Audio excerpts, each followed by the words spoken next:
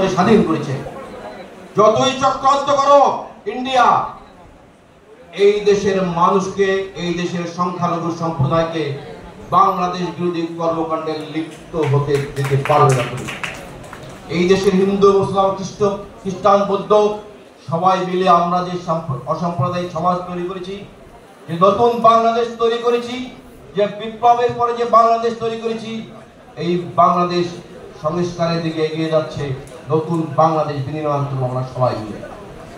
শেষ করছি একটা আবদার রেখে, যেহেতু আলিফকে আমরা ফিরে পাবো না, রাষ্ট্রের কাছে আমার দাবি যাতে আলিফের পরিবারের দায়িত্ব রাষ্ট্র নেয়, যাতে তাকে পর্যাপ্ত ক্ষতিপূরণ দেওয়া হয়, মিনিমাম অন করোড়।